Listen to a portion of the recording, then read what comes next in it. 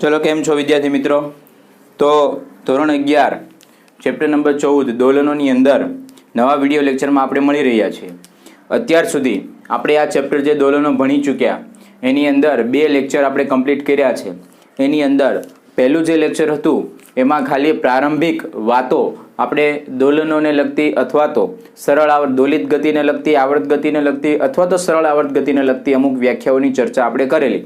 त्यारबाद नेक्स्ट लेक्चरनी अंदर बीजा लेक्चरनी अंदर आपणे सरल आवर्त गतिने गणितीय स्वरूपे रजू कर्युं। गणितीय स्वरूपमां कळा कोने कहेवाय, आवर्तकाळ कोने कहेवाय, कंप विस्तार जे छे, स्थानांतर जे छे एनी चर्चा करी अने पछी वेग अने प्रवेगना सूत्रो उपर आपणे गया अने वेग अने प्रवेगना सूत्रो उपरथी क्यारे वेग महत्तम होय, क्यारे प्रवेग महत्तम होय, क्यारे जीरो होय एनी आपणे चर्चा करी लीधी।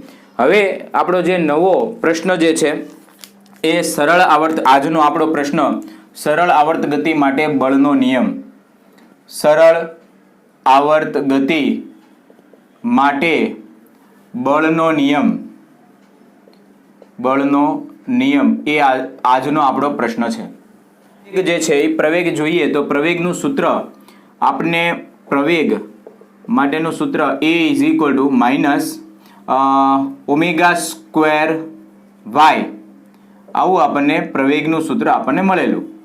તો આ સૂત્ર ઉપરથી જ આપણને એવો ખ્યાલ આવે છે કે પ્રવેગ જે છે એ સમય સાથેનું વિધેય છે, એટલે બળ જે છે એ જરૂરી છે। અને જો તમે ન્યૂટનના ગતિના બીજા નિયમનો ઉપયોગ કરો તો ન્યૂટનના નિયમ અનુસાર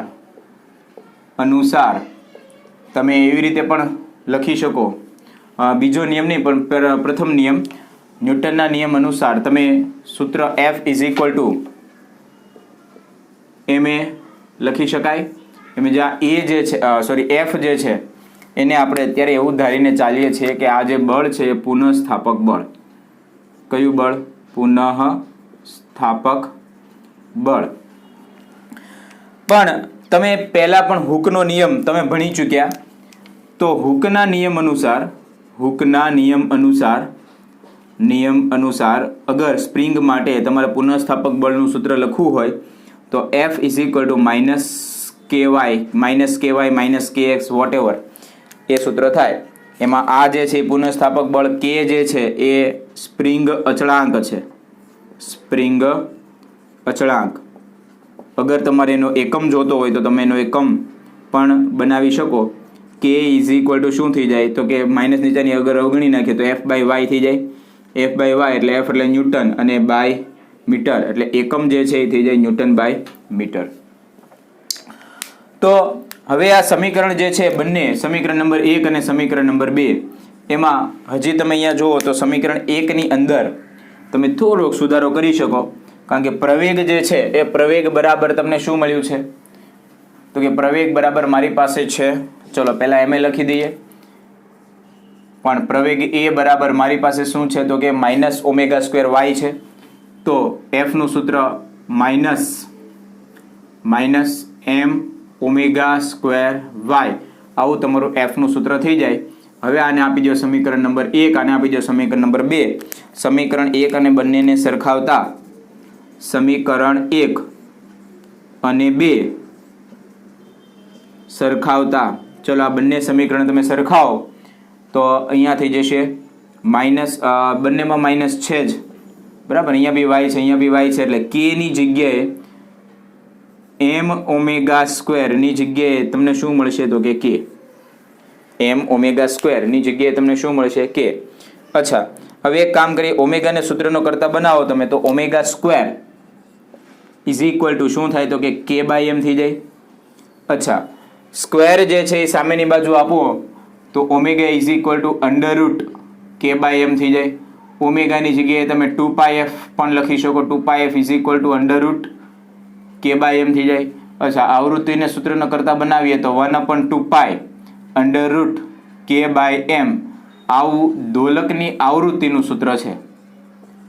દોલકની આવૃત્તિ માટેનું સૂત્ર આ છે। હવે આવૃત્તિ તમારી પાસે હોય તો આવૃત્તિ ઉપરથી તમે આવર્તકાળની અંદર પણ જઈ શકો છો। તો અગર તમારે આવર્તકાળની અંદર જવું હોય તો આવર્તકાળનું સૂત્ર તો કે t is equal two 1/f, મતલબ આવૃત્તિનું તમારે કરવાનું વ્યસ્ત. આવૃત્તિનો તમે વ્યસ્ત કરવા જાઓ એટલે t is equal two 2π √m/k. આ તમને આવર્તકાળ જે છે એનું સૂત્ર મળે. અહીંયા ખાસ ધ્યાન આપજો, તમે જે સૂત્ર લખ્યું છે, સાબિત કર્યું છે, એ સરળ આવર્ત ગતિ માટે બળનો નિયમ અને એની ઉપરથી આવૃત્તિ અને આવર્તકાળ, દોલકની આવૃત્તિ અને દોલકનું આવર્તકાળનું સૂત્ર તમે તારવેલું છે. બરાબર. સૂત્રની અંદર ખાસ તમે ધ્યાન આપજો, અગર તમારી પાસે આવૃત્તિ છે, આ સૂત્ર તમારું આવૃત્તિનું છે. અગર તમારી પાસે આવૃત્તિ છે તો આવૃત્તિ ઇઝ ઇક્વલ ટુ 1/2π√k/m, અને અગર આવર્તકાળ છે તો આવર્તકાળ ઇઝ ઇક્વલ ટુ 2π√m/k, એવું આપણું આ સૂત્ર થાય. ઓકે, તો આટલું આપણે નોંધી લ્યો. પછી આપણે નવા પ્રશ્નની અંદર જઈએ.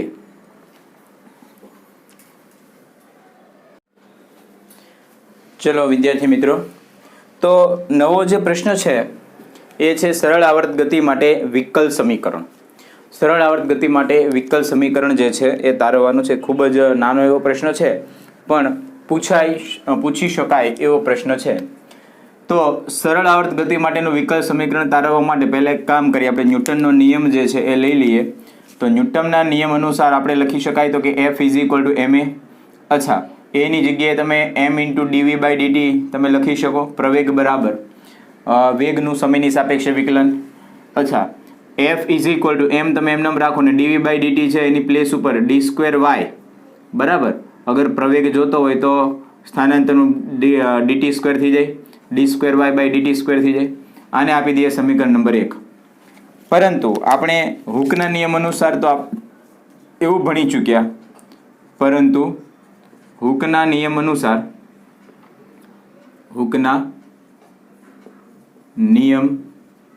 અનુસાર શું ભણ્યા તો કે F is equal two -ky.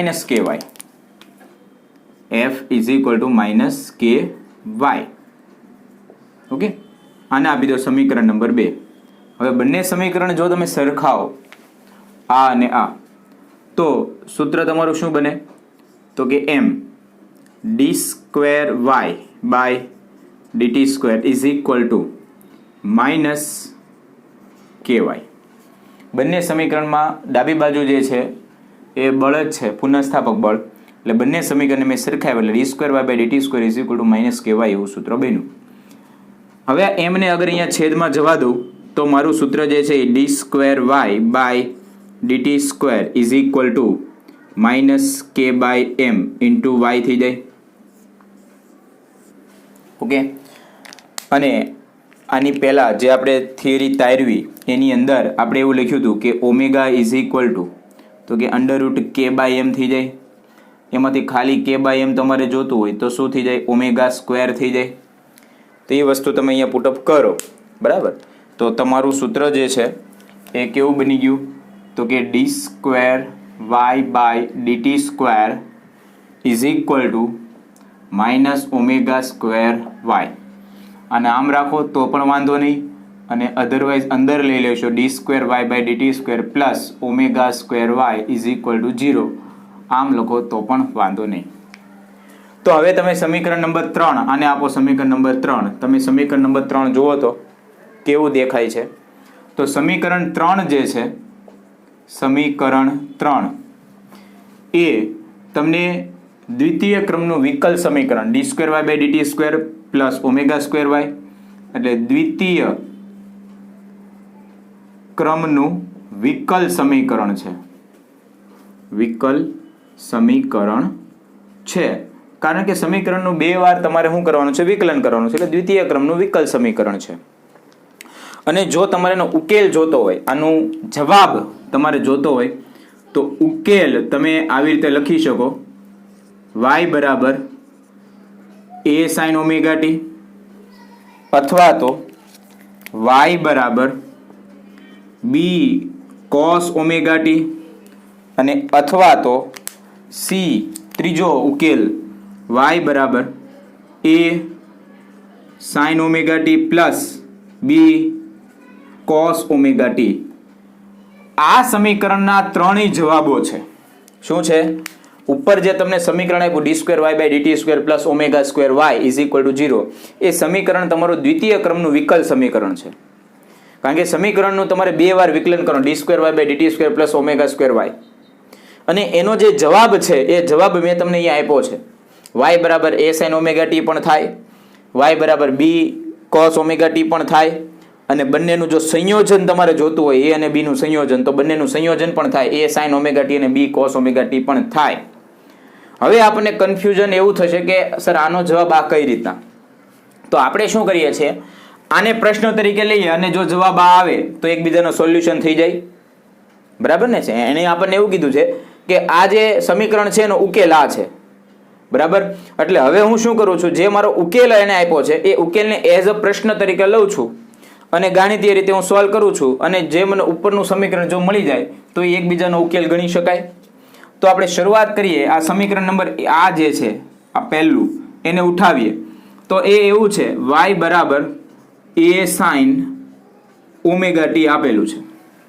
હવે એક કામ કરીએ, આનું તમે એકવાર સમયની સાપેક્ષે વિકલન કરો તો વેગ મળશે, dy/dt થઈ જાય ઇઝ ઇક્વલ ટુ, નિયમ આપણે શું ભણ્યા હતા, ઓમેગા રિસ્પેક્ટ ટુ t થી થાય છે એટલે ઓમેગા આગળ આવશે એટલે a ઓમેગા થઈ જાય, અને સાઇન નું શું થઈ જાય તો કે cos થઈ જાય એટલે cos ωt થઈ ગયું.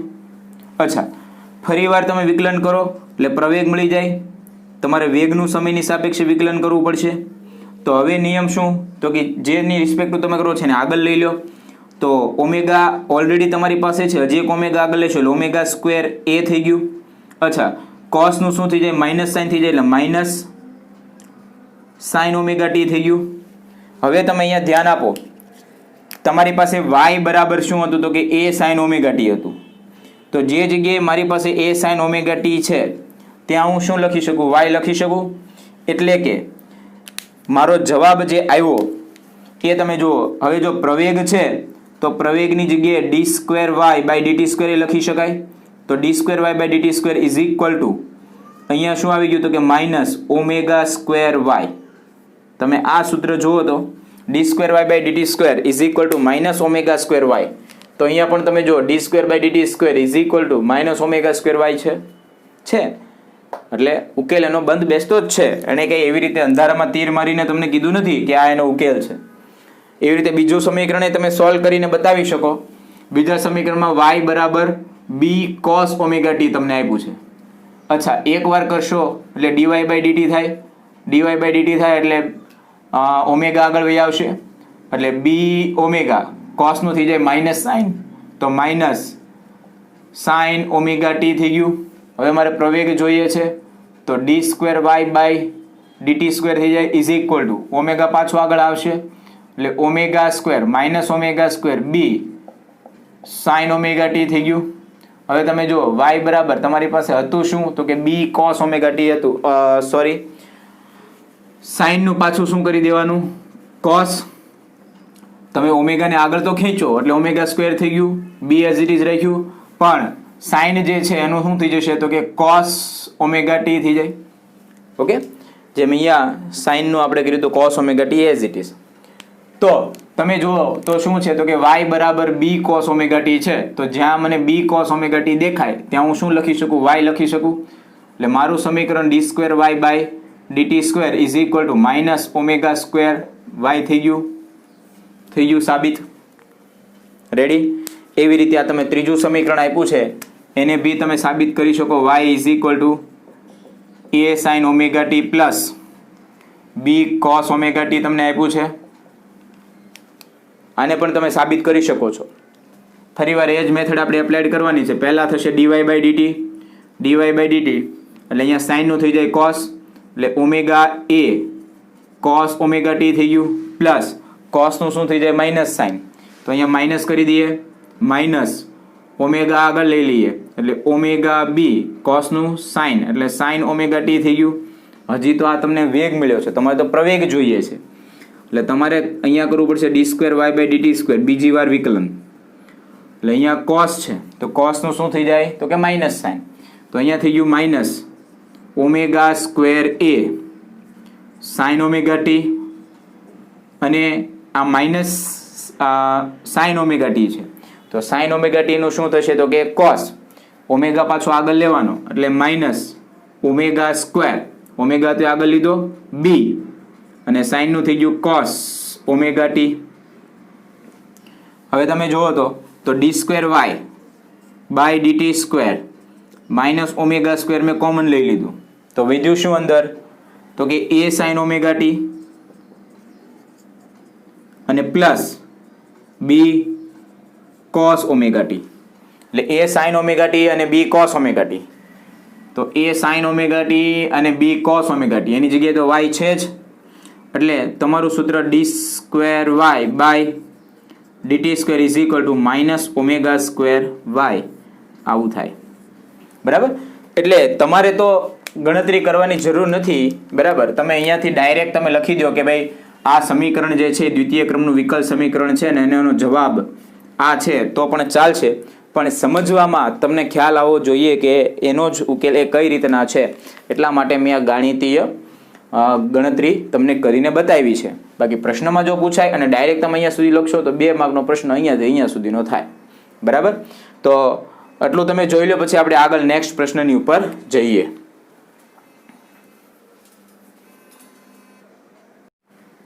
ચલો વિદ્યાર્થી મિત્રો, તો નવા પ્રશ્નની અંદર આપણે જઈએ. જો એ નવો પ્રશ્ન આપણે લેવાનો છે એ સ્પ્રિંગની અંદર થતા દોલનો. સ્પ્રિંગોમાં દોલનો. તમને કોઈ સ્પ્રિંગ આપી દીધેલી છે. બરાબર, દાખલા તરીકે કોઈ એક જડ સાથે સ્પ્રિંગ તમને આપી દીધી છે અને સ્પ્રિંગના છેડે તમારે એમ દળનો પદાર્થ લટકાવવાનો છે અને એને દોલન આપવાનું છે અને એના દોલનો જે છે એનો અભ્યાસ આપણે અહીંયા આ પ્રશ્નની અંદર કરવાનો છે. પણ સ્પ્રિંગની અંદર જ્યારે આપણે દોલનો ભણીએ તો જેમ અવરોધોમાં કેમ શ્રેણી અથવા તો સમાંતર જોડાણ આવે છે એવી રીતે અહીંયા પણ તમારે સ્પ્રિંગનું શ્રેણી જોડાણ અને સ્પ્રિંગનું સમાંતર જોડાણ, શ્રેણી અને સમાંતર જોડાણ આ બેનો આપણે અભ્યાસ કરવાનો છે. પણ શ્રેણી જોડાણની અંદર પાછા તમને 2 કેસ મળશે. શ્રેણી જોડાણની અંદર તો કે એક જે કેસ છે એમાં પદાર્થ જે છે એ છેડે લટકાવેલું હશે એટલે કે છેડે પદાર્થ, અને બીજો જે કેસ તમે ભણશો એ થશે વચ્ચે પદાર્થ. ટૂંકમાં સ્પ્રિંગની અંદર દોલનોનો અભ્યાસ તમે કરશો તો તમારે 2 થિયરી ભણવાની આવશે. એક આવશે એ સ્પ્રિંગોનું શ્રેણી જોડાણ, બીજું જે છે એ આવશે સ્પ્રિંગોનું સમાંતર જોડાણ. પણ જે શ્રેણી જોડાણ તમે ભણશો એ શ્રેણી જોડાણની અંદર તમને 2 બીજા કેસ ભણવાના આવશે કે શ્રેણી જોડાણ પણ છેડે પદાર્થ અને શ્રેણી જોડાણ કે પણ વચ્ચે પદાર્થ. એટલે સૌથી પહેલાં આપણે શરૂઆત કરીએ. આપણો જે પ્રશ્ન છે એમાં લેવાનું છે આપણે શ્રેણી જોડાણ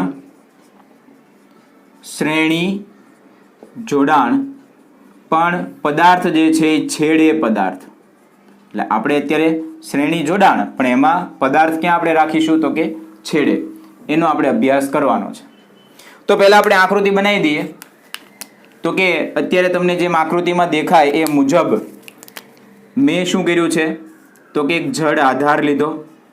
એ જડ આધાર સાથે દાખલા તરીકે આ પહેલા નંબરની સ્પ્રિંગ લીધી, એની નીચે કોઈ એક બીજા નંબરની સ્પ્રિંગ લીધી.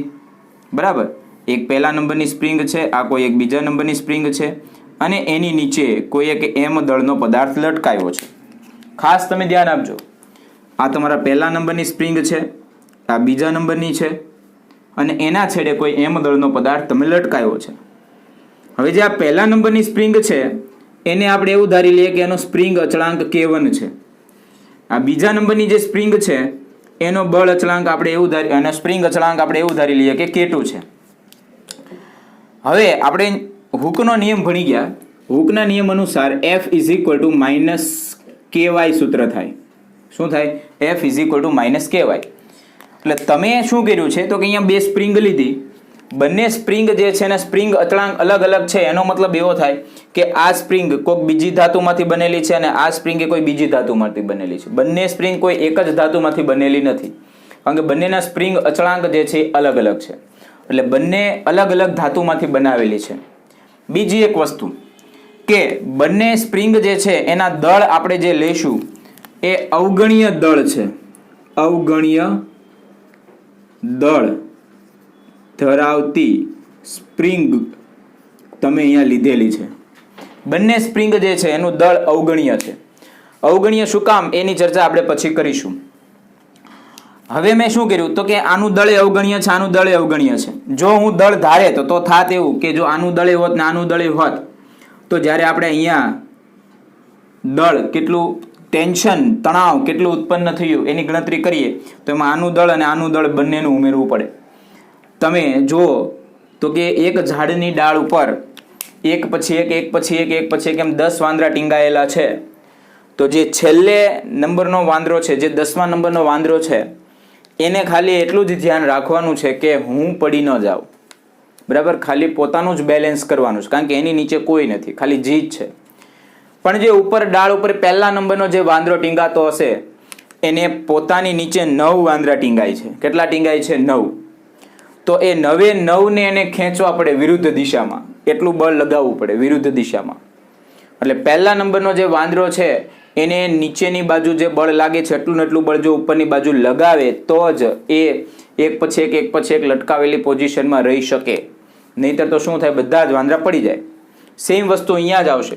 અગર તમે અહીંયા વજન ગોતો છો તો અહીંયા વજન ગોતશો તો આનું નાનું બેનું પ્લસ થાય, તણાવ અથવા તો વજન જે તમારે બોલ્યું આનું નાનું બેનું તમારે ધ્યાનમાં લેવું પડે. અને જો તમે અહીંયા ગણો તો આનું પ્લસ આનું મતલબ આ એમ દળ, પછી આ સેકન્ડ નંબરની જે સ્પ્રિંગ છે એનું દળ અને ફર્સ્ટ નંબરની જે સ્પ્રિંગ છે એનું દળ, એ બધું તમારે અહીંયા ટેન્શન આવે. એટલે મેં દળ જે છે અવગણીય લીધું છે. હવે મેં શું કર્યું, બંને અવગણીય દળ ધરાવતી સ્પ્રિંગ જે છે એકબીજાના છેડે જોડી દીધી. એના નીચે મેં એમ દળનો પદાર્થ લટકાવી દીધો. એટલે તરત જ શું થશે તો કે W = mg અનુસાર આ એમ દળનો બ્લોક જે છે એ નીચે ખસશે. બરાબર, એટલે માની લો કે આ પહેલા નંબરની સ્પ્રિંગ જે છે એની લંબાઈમાં y1 જેટલો વધારો થયો, બીજા નંબરની સ્પ્રિંગ જે છે એના લંબાઈમાં y2 જેટલો વધારો થયો. તો કુલ લંબાઈમાં અગર તમે વધારો લ્યો તો કુલ લંબાઈનો વધારો કોની જેટલો થાય તો કે ટોટલ y = y1 + y2 થાય. બરાબર, આને આપી દો સમીકરણ નંબર 1. પણ આ હૂકનો નિયમ બંને સ્પ્રિંગ માટે તમે લાગુ પાડો તો બંને સ્પ્રિંગ માટે હૂકનો નિયમ તમે લાગુ પાડશો. K1 K2 અલગ અલગ છે, y1 y2 બંને અલગ અલગ છે, કારણ કે બંને અલગ અલગ ધાતુમાંથી બનાવેલી છે. એક જ સરખું બળ લાગવા છતાં બંનેની લંબાઈમાં જે વધારો થશે એ વધારો પ્લસ માઇનસ થશે. બરાબર, કાં તો એકમાં વધારો વધારે હશે અને એકમાં ઓછો વધારો હશે. બેમાં એક જ સરખો વધારો થશે નહીં. માની લો કે એમ દળનો બ્લોક લટકાવતા આમાં માની લો કે 0.1 સેન્ટીમીટર થયું હોય તો આમાં મે બી 0.2 સેન્ટીમીટર થયું હોઈ શકે.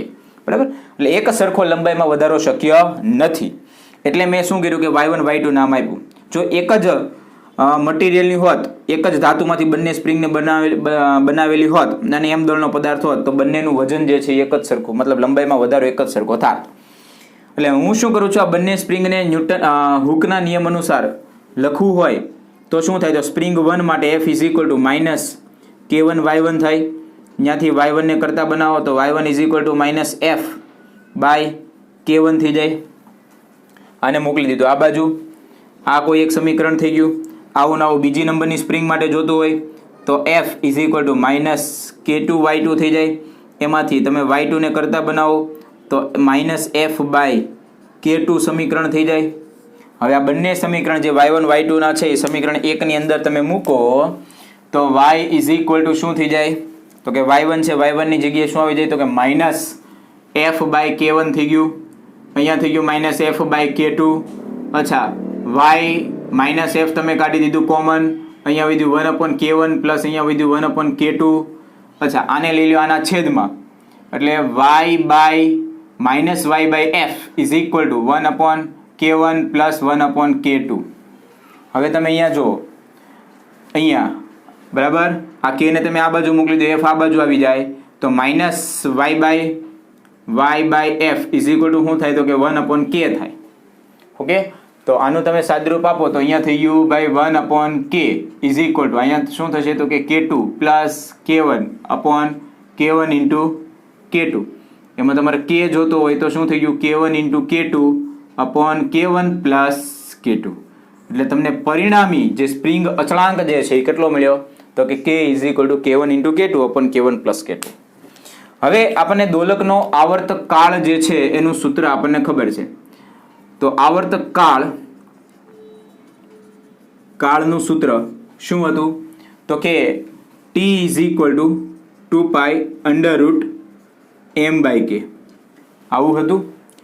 તો K ની જગ્યાએ આ કિંમત તમે મૂકો, બરાબર, તો શું થઈ જાય? તો કે T ઇઝ ઇક્વલ ટુ, તમારું સૂત્ર જે છે એ શું થઈ જાય? તો કે T is equal to 2 under root m. Okay, અને K ની જગ્યાએ તમે શું પુટઅપ કરી શકો? તો કે K1 into K2 upon K1 plus K2. તો અહીંયા આપણે લખી દઈએ K1 into K2 upon K1 plus K2. તો આ થઈ ગયું K1 પ્લસ K2. એટલે તમારું આવર્તકાળનું સૂત્ર T is equal to 2 under root m into bracket K1 plus K2 upon K1 into K2 થાય. આ તમને શું મળી ગયું? આવર્તકાળનું સૂત્ર. ઓકે, હજી આની ઉપરથી તમારે આવૃત્તિનું સૂત્ર જોતું હોય તો આવૃત્તિનું સૂત્ર તમે શું કરી શકો? આનું તમે વ્યસ્ત કરી દેશો એટલે 1/f અથવા તો f જ લખીએ, 1/f નથી લખવું તો t થયું. f is equal to 1/2 under route જે અંશ છે છેદમાં આવશે, છેદ છે અંશમાં આવશે, એટલે K1 into K2 upon m into K1 plus K2. આ તમને શું મળ્યું? તો કે આવૃત્તિનું સૂત્ર જે છે એ તમને મળી ગયું. ઓકે, તો હવે એક બીજી વસ્તુ કે અહીંયા તમે જે સ્પ્રિંગ લીધેલી છે એ સ્પ્રિંગમાં બંનેમાં જેના સ્પ્રિંગ અચળાંક છે એ અલગ અલગ છે. પણ આપણે દાખલા તરીકે એવું લીધું હોત કે બંને સ્પ્રિંગ જે છે, બંને સ્પ્રિંગ એક જ ધાતુમાંથી બનેલી હોત, તો અગર બંને સ્પ્રિંગ એક જ ધાતુમાંથી બનેલી હોત તો આ જે સૂત્ર તમને સમતુલ્ય સ્પ્રિંગ અચળાંકનું મળે છે એ સ્પ્રિંગ અચળાંકનું સૂત્ર કંઈક બદલાઈ જાય. તો આપણે શું કરવું પડે? તો કે K1 બરાબર K2 બરાબર સપોઝ આપણે K ડેશ કરી દઈએ. તો આ સૂત્રની અંદર તમે કિંમત મૂકો તો શું થઈ જાય? K dash into K dash upon K dash plus K dash. એટલે અહીંયા એકચ્યુઅલમાં શું થઈ ગયું? તો કે K ડેશનો સ્ક્વેર, અહીંયા થઈ ગયું 2K dash. K dash cancel થઈ જાય એટલે કે K is equal to K dash by 2. આવો તમને સ્પ્રિંગ અચળાંક મળે. સમતુલ્ય સ્પ્રિંગ અચળાંક તમને કેટલો મળે? K ડેશ બાય 2 મળે. પછી તમારું જે આવર્તકાળનું સૂત્ર છે, નવો આવર્તકાળ, તો નવો આવર્તકાળ, બરાબર, આ અલગ કેસમાં છે કારણ કે બંને ધાતુ મેં સેમ લીધી છે એટલે નવો આવર્તકાળ એવું મેં નામ આપ્યું છે. T dash is equal to 2 under route જે m બાય K હતું એની જગ્યાએ હવે હું લખું છું m બાય K. ઓકે, અને T જ રાખીએ એટલે T is equal to 2 under root m અને K ની જગ્યાએ શું છે? તો કે K ડેશ બાય 2 એટલે 2m બાય K ડેશ. આ તમારું આવર્તકાળ થયું. અને આવૃત્તિ જોતી હોય તો ફરી વાર આનું વ્યસ્ત તમે કરી દેશો તો કે f is equal to 1/2 under root K dash by 2m. પણ આ બંને સૂત્ર ખાસ યાદ રાખજો, આ બંને સૂત્ર તમારે ક્યારે વાપરવાના છે? કે જ્યારે બંને સ્પ્રિંગ જે છે એ બંને સ્પ્રિંગ સમાન મટીરિયલમાંથી, એક જ મટીરિયલમાંથી બનાવેલી હોય ત્યારે તમે આ બંને સૂત્ર વાપરી શકો છો. ઓકે, તો આ થિયરીની અંદર આપણે શું જોયું? તો કે શ્રેણી જોડાણ જોયું, પણ પદાર્થ જે છે એ ક્યાં છે? છેડે પદાર્થ છે. આટલું તમે જોઈ નાખો. પછી આપણે જોઈએ સમાંતર શ્રેણી જોડાણ. પણ શ્રેણી જોડાણ પદાર્થ ક્યાં આપણે રાખીશું? તો કે વચ્ચે. ચલો વિદ્યાર્થી મિત્રો, નવો જે પ્રશ્ન છે શ્રેણી જોડાણ પણ પદાર્થ જે છે એ વચ્ચે. તો જેમ આની પહેલાની આકૃતિ આપણે લીધી હતી એની જેમ જ આપણે શું કરશું કે બે અવગણ્ય દળવાળી બે સ્પ્રિંગ લઈ લેશું. માની લો કે આ પહેલા નંબરની સ્પ્રિંગ છે, બરાબર, આ પહેલા નંબરની સ્પ્રિંગ છે, એની વચ્ચે m દળનો પદાર્થ રાખવાનો. પછી બીજા નંબરની સ્પ્રિંગ અને બંને બાજુ તમારે જળ આધાર સાથે લટકાવી દેવાનું. આ પહેલા નંબરની સ્પ્રિંગ છે, આ બીજા નંબરની સ્પ્રિંગ છે, આનો બળ સ્પ્રિંગ અચળાંક K1 છે, આનો સ્પ્રિંગ અચળાંક K2 છે, બરાબર. તો હવે મારે શું કરવાનું છે? તો કે આવર્તકાળનું સૂત્ર શ્રેણી જોડાણ પણ વચ્ચે પદાર્થ માટે તારવવાનું છે. દળ આપણે કેવા લીધા છે? તો કે અવગણ્ય દળ લીધા છે. ચલો, તો જેમ આની પહેલાની થિયરીની અંદર તમે જોયું હોય તો ત્યાં બળ જે છે એ સમાન રહેતું હતું. શું રહેતું હતું? બળ સમાન રહેતું હતું. તમે જે હૂકનો નિયમ જુઓ તો હૂકના નિયમમાં F = -ky આવે છે. આ ત્રણમાં આ અને આ બે જ તમારે વિલન છે, F અને Y. કે તો જે તો સ્પ્રિંગ અચળાંક છે, જે ધાતુમાં તમે બનાવી હોય એનો જ તમારે લેવાનો થાય. હવે આની પહેલાની થિયરીમાં એવું હતું કે તમારું બળ સમાન રહેતું હતું, કારણ કે એક જ સરખી લાઈનમાં બંને તમારી સ્પ્રિંગો હતી અને બળ જે છે અલગ અલગ સ્પ્રિંગ અચળાંક જે છે અલગ અલગ હોવાને કારણે થોડુંક ફેરફાર જે અંતરમાં થતો હતો, આપણે લંબાઈમાં થતો હતો, એ આપણે લીધું હતું. ટૂંકમાં ત્યાં આપણે એવું લીધું હતું કે આ y1 અને y2 લંબાઈ બદલાતી હતી અને બળ આપણે ફિક્સ લીધું હતું. અહીંયા આપણે એવું લઈશું કે y જે છે એ ફિક્સ થઈ જશે અને એની સામે f જે છે એ બદલાશે. કઈ રીતના? તો તમે જો આ જે m દળનો પદાર્થ છે એને તમે ઉપરથી નીચે લાવો કે નીચેથી ઉપર લઈ જાઓ, બરાબર? આ m દળનો પદાર્થ નીચે લાવો કે ઉપર લાવો, પણ તમે નીચે લાવશો તો આની લંબાઈ વધશે, પણ આની લંબાઈ શું થશે? ઘટશે. જેટલી ઉપરની લંબાઈ વધે એટલી જ નીચેનાની લંબાઈ શું થાય? તો કે ઘટે. એટલે જેની કુલ લંબાઈ જે છે એ કુલ લંબાઈ તો અચળ જ રહી. એટલે અહીંયા શું થઈ જશે? y તમારું અચળ થઈ જાય. y અચળ થઈ જાય એનો મતલબ એમ કે જે f જે છે એ બદલાવવું જોઈએ, તો જ તમારે F = -ky અનુસાર સૂત્ર મળે. એટલે આપણે શું કરીએ તો કે f જે બદલાય છે આનું F1 ધારી લઈએ બળ, આના માટે F2 ધારી લઈએ, તો કુલ બળ F = શું થાય? તો કે F1 + F2 થઈ જાય. આને આપી દો સમીકરણ નંબર 1.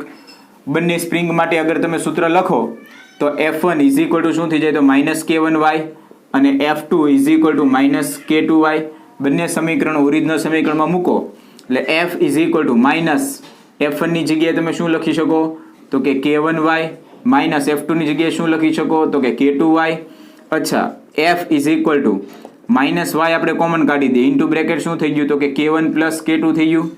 આને તમે અહીંયાની અપોનમાં જાઓ છો તો F - F/y શું આવી ગયું? તો કે k1 + k2 થઈ ગયું. અચ્છા, -F/y ની જગ્યાએ તમે શું પુટઅપ કરી શકો? -F/y ની જગ્યાએ શું પુટઅપ થઈ જાય? -F/y ની જગ્યાએ શું પુટઅપ કરી શકો? તો કે k. એટલે k શું આવ્યું? તો કે k1 + k2 આવ્યું. એટલે સમતુલ્ય સ્પ્રિંગ અચળાંક જે છે એની કિંમત શું આવી? તો કે k1 + k2. હવે જો તમારે આવર્તકાળ જોતો હોય તો આવર્તકાળ t શું થાય? તો કે 2π √ તો કે m/k થાય, બરાબર છે? એટલે કે 2π √ m અને અહીંયા આવી જાય k1 + k2. આ તમને મેં આવર્તકાળનું સૂત્ર આપ્યું.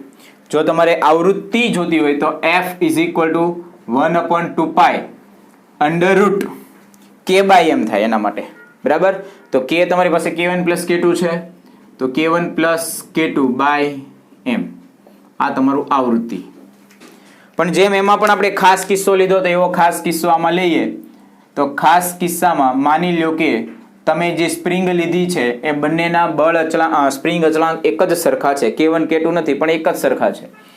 એટલે કે માની લો કે આ k1 અને k2 જે છે એની જગ્યાએ k1 = k2 k' તમે ધારો તો કુલ k શું થાય? તો કે k' + k' થાય.